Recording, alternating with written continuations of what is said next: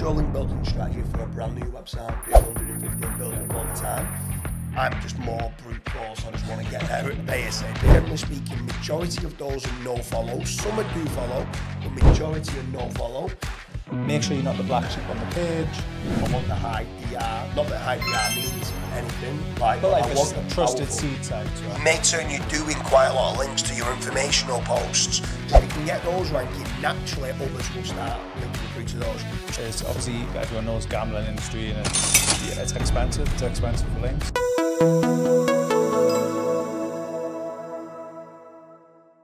Link building for new websites. So we've got a lot of questions here where people are asking, what is your link building strategy when you've just bought a new domain, you've done the content, what's your link building strategy for a brand new website? So mine would be citation blasts, very low cost to do. It's also good for just building them pillow links, essentially, you know, forums, citations, them sort of style links, very quick to do and easy to acquire. Then after that, wait a month or two, let the site, obviously shove them in an indexer. Dooley's got a very, very good one.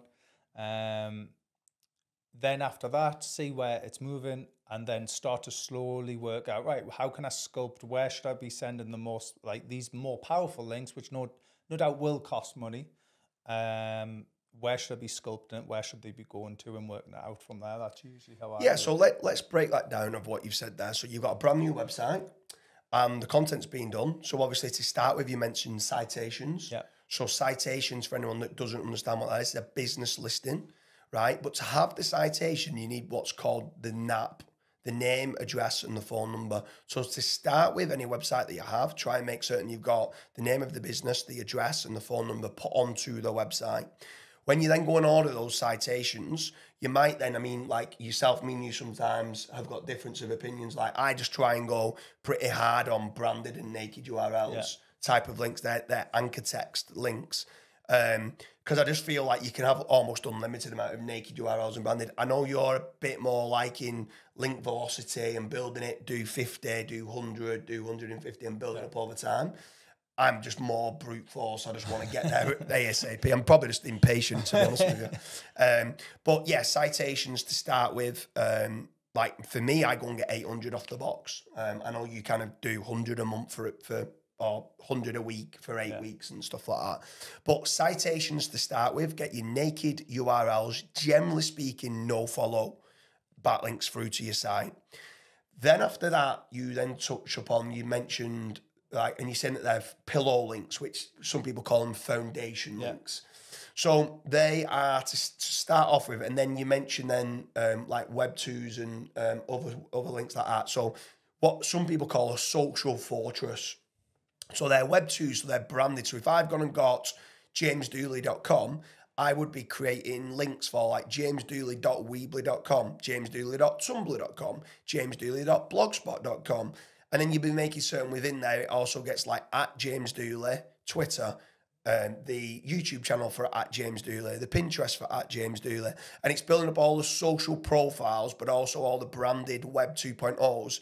And that's like building a moat around a castle. Yeah. So that's your defense mechanism to look like a real brand and making certain you're doing what real businesses do. So having that, again, generally speaking, majority of those are no follow. Some are do follow, but majority are no follow. And again, the more naked URLs, the more branded type links of what you need. Something else that we do, this is mainly in local, and I probably wouldn't do it for bigger sites, is Google Stacks and Cloud Stacks. Now, they work very, very well in local. I'm going to touch upon something in a minute that all these need with regards to indexing, and it's very, very, very important. If you do not put these into indexers, you will not get best bang for your buck. But generally speaking, a Google Stack and a Cloud Stack on top of the business listings and on top of the social fortress is going to put you way ahead normally of competition, especially in local. I do also do all of this for affiliate sites, generally speaking.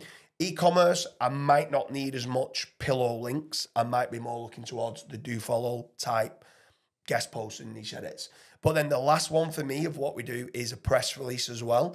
Just to get that influx of links. I want Google to become and keep crawling my site in lots of mentions. I want my NAP listing on my Web 2.0s. I want my NAP listing everywhere I can, my Google Stack, my Cloud Stack, and on my press release. I want as many mentions of my website across the internet as I can to start with. The foundational links and the pillow links. What I would then be doing on the press release front is every 3 months, make sure you do another one, because they will drop off. Obviously, you can get them indexed and they'll be indexed for a while, but typically the press release websites, you know, they will terminate them, especially if they don't get traffic. Yeah, and those freshness of links that come through, you're normally getting maybe 200 to 400, depending on what press release service that you do. There's many out there, and there's many of them that are good, to be honest with you, differing from $50 to $500.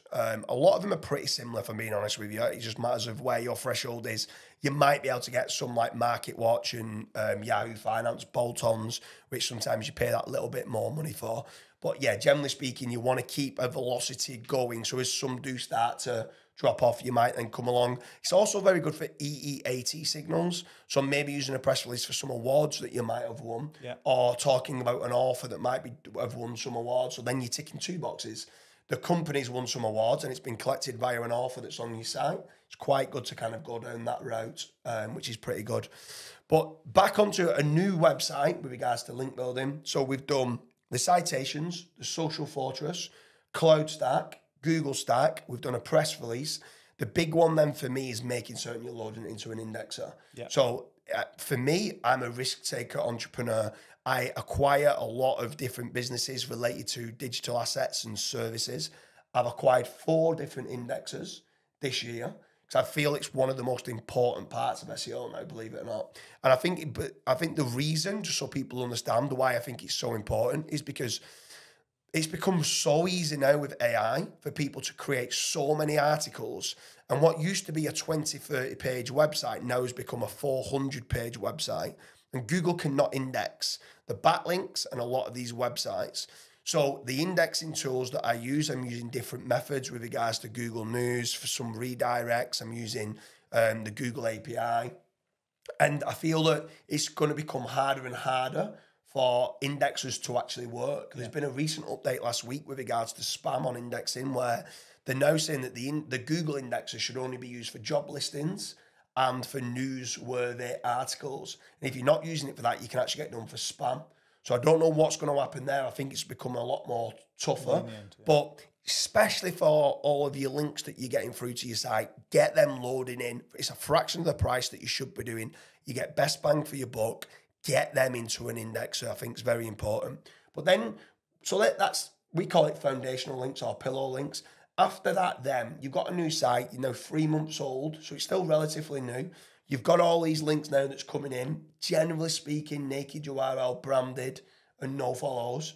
What then are you doing with regards to do follow backlinks? So usually the concept would then be, look at your no follow, do follow ratio, and then I would be starting to drip feed in, because you've already started building a template to Google that you typically are doing branded links. So start building some do follow links, but for the brand.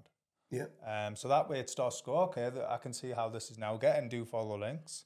And then over time, you can start to slowly introduce anchor text if it's needed. You don't necessarily need to introduce anchor texts, like keyword-rich anchor text, but they do help. And it is some of the biggest needle movers. However, you know, we also run a business called Backlink Doctor, and it's the main penalty that you see is people have went too hard on exact match anchors. We pretty much never see it if it's just branded anchors. So yeah, it's very important to just make sure that at that point you slowly start to introduce, you know, it could be just look at the velocity of your competitors, make sure you're not the black sheep on the page, and just slowly introduce the links in the anchor text ratio. So with regards to the do follow backlinks that come along, are you more of a fan of link inserts or niche edits is what some people call them, or guest posts? So personally, especially for a new website, I'd go guest posts, because it doesn't make sense for a 2015 article or 2016 article to all of a sudden have a link to a website that's just been published yesterday or 3 months ago. So I would always edge more towards guest posts, and then in time, when you've got a bit of age on the website and things, feel free to start implementing link insertions. That's my opinion. So then with regards to do follow links, you're going down the route of starting off with guest posts, then maybe trickling in a few niche edits or link inserts maybe 6 months later. And then what about digital PR? Are you doing any digital PR on local? I mean, local, I'll tell you, in local, I don't do digital PR. However, if I've got bigger sites, like in the gambling sector, then I love digital PR. I want the high DR. Not that high DR means anything. But like I want the trusted powerful seed sites, right? Yeah, exactly, yeah. So digital PR, obviously, yes. The problem you've got is the website. Most people are going to have a small budget because it's new, and digital PR is costly. Yeah. Also, you have to then, as long as you're on board with like the fact that no follow and do follow don't really matter that much, a no follow link will still, like, I guarantee, build your citations and things like that, and your sort of foundation links, and you'll probably start to rank them for some keywords. Now, most of them are no follow links, right? And there's this whole concept that a no follow doesn't pass anything; it's just a no follow link. But I completely disagree with that. I think it was just a metric that Google built to try and catch SEOs out. So just build a natural blend of it. Don't be worried with digital PR that a lot of them are no follow. You know, from generally the trusted seed sites, you'll not get any higher DR metric typically than a digital PR one. And again, it just adds to that AAT and the authority.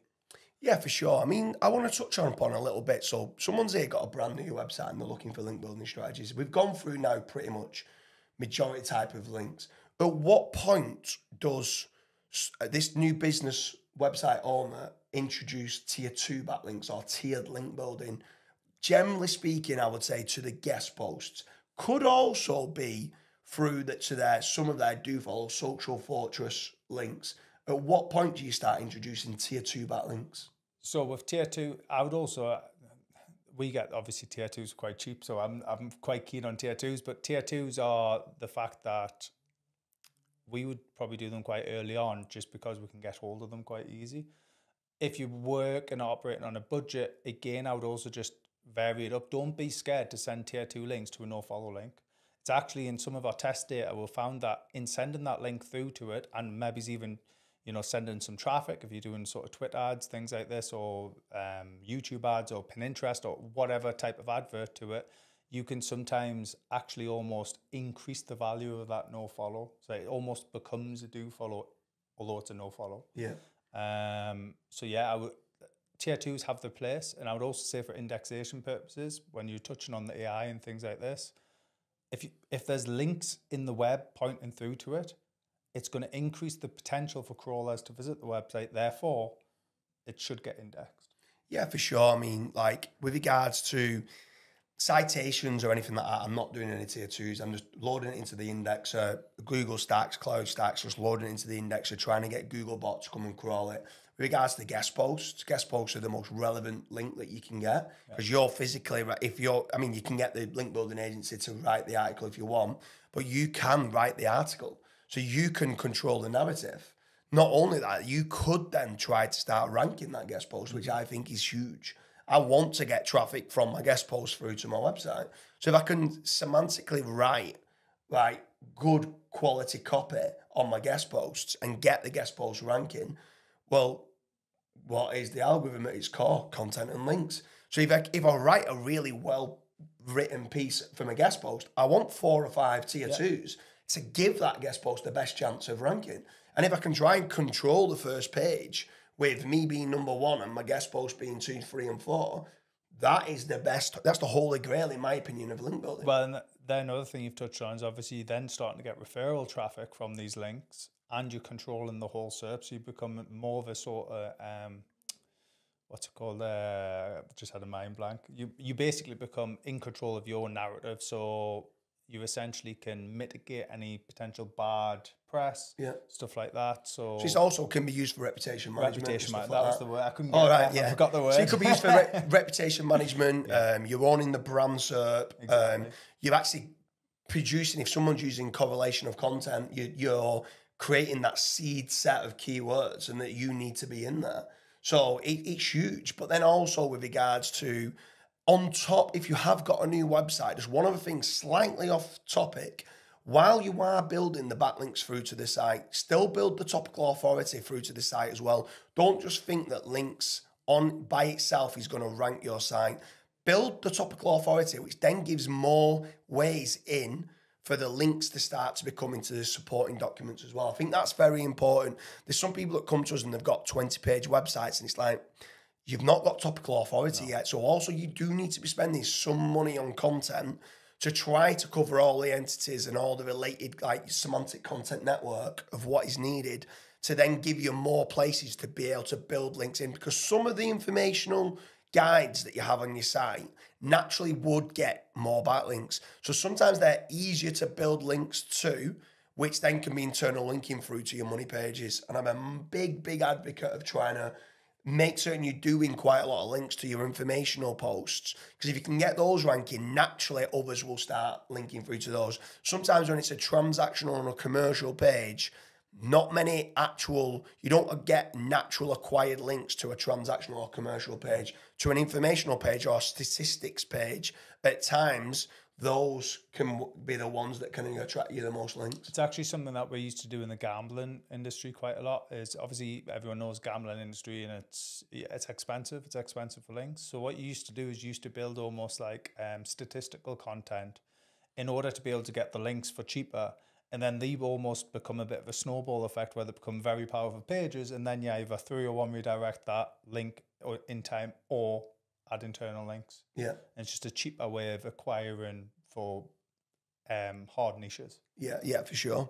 So we hope you like the video with regards to what backlink strategies or link building strategies you do specifically on new sites. To be honest with you, anyone who's watching this and you've got an existing site and you're thinking, do you know what, I've not done this. I've not done tier 2 backlinks. Oh, I've not done my niche edits yet. Oh, I've not done enough NAP listings and stuff like that with regards to citations. I've only done 30 citations, and James mentions I need to do 800.